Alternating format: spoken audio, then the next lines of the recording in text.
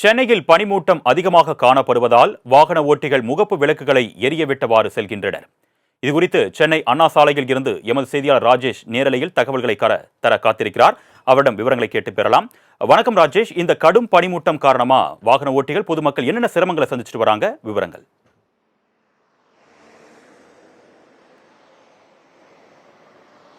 வணக்கம் அருணேஷ். சென்னையில் நாளுக்கு நாள் பனிமூட்டம் என்பது தொடர்ச்சியாக அதிகரித்த வண்ணம் இருக்கிறது. காற்றினுடைய அந்த ஈரப்பதம் என்பது அதிகரித்ததன் காரணமாக பனிமூட்டம் காலை 8 மணி வரைக்குமே இருக்கக்கூடிய அந்த சூழல் என்பது நிலவுகிறது. வானிலை ஆய்வு மையத்தை பொறுத்த வரைக்குமே ஏற்கனவே அவர்கள் உறைபனி என்பது பெய்யக்கூடும் என்று தெரிவித்திருந்தார்கள்.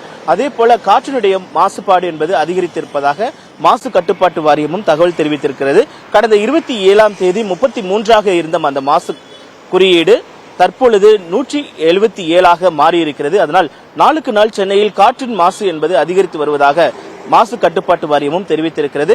பொதுமக்களை பொறுத்த வரைக்குமே பனிமூட்டம் அதிகமாக இருப்பதால் தங்களுடைய முகப்பு விளக்குகளை எரியவிட்டவாறு அவர்கள் செல்லக்கூடிய அந்த காட்சிகளை நம்மால் பார்க்க முடிகிறது.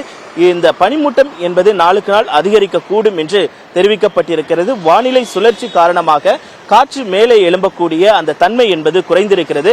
அதனால் அந்த காற்றில் ஈரப்பதம் என்பது தொடர்ச்சியாக நீடித்துக் கொண்டிருப்பதன் காரணமாக பனி என்பது அதிகரிக்கக்கூடும் என்று வானிலை ஆய்வு மையம் ஏற்கனவே தெரிவித்திருந்தது. இதனிடையே பொதுமக்களை பொறுத்த வரைக்குமே மருத்துவர்கள் பல்வேறு எச்சரிக்கைகளை விடுத்திருக்கிறார்கள்.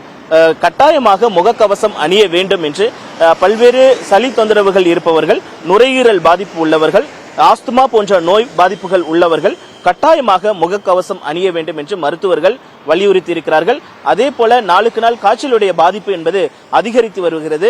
அதனால் பொதுமக்கள் மருத்துவர்களை அணுக வேண்டும். வீட்டிலிருந்தே வீட்டு முறையான அந்த மருத்துவத்தை கையாளக்கூடாது என்பதெல்லாம் மருத்துவர்களுடைய எச்சரிக்கையாக இருக்கிறது. நுரையீரலால் பாதிக்கப்பட்டவர்கள், நுரையீரல் தொற்று போன்றவற்றால் பாதிக்கப்பட்டவர்கள் காலை 6 மணியிலிருந்து, அதாவது அதிகாலையிலிருந்து 9 மணி வரைக்குமே வெளியே வருவதை தவிர்க்க வேண்டும் என்று மருத்துவர்களுடைய அறிவுறுத்தலாக இருக்கிறது. அப்படி வெளியே வர அவசர வேலை காரணமாக வெளியே வர நேர்ந்தால் மாஸ்க் உள்ளிட்டவைகளை அணிந்து வெளியே வர வேண்டும் என்பது மருத்துவர்களுடைய கோரிக்கையாக இருக்கிறது. இந்த பனிமூட்டத்தை பொறுத்த வரைக்குமே ஒவ்வொரு ஆண்டு ஜனவரி மாதமும், அதாவது மார்கழி மாதம், தமிழில் குறிப்பிடக்கூடிய மார்கழி மாதத்தில் இந்த பனி என்பது அதிகமாக இருக்கும் என்று தெரிவிக்கப்பட்டிருக்கிறது. இதற்கு முன்பாக தீபாவளி நேரங்களில் இந்த மாசு அதிகரித்திருந்தது. காற்றினுடைய அந்த குறியீடு என்பது மாறுபட்டிருந்தது. தற்பொழுது மார்கழி மாதம் தொடங்கியிருப்பதன் காரணமாக காற்று மாசுபாடும் அதிகரித்திருப்பதால் பொதுமக்கள் எச்சரிக்கையாக இருக்க வேண்டும் என்று மாசு கட்டுப்பாட்டு வாரியம் தெரிவித்திருக்கிறது. அர்னிஷ், உங்களுடைய விரிவான கள நிலவரங்களுக்கு நன்றி ராஜேஷ்.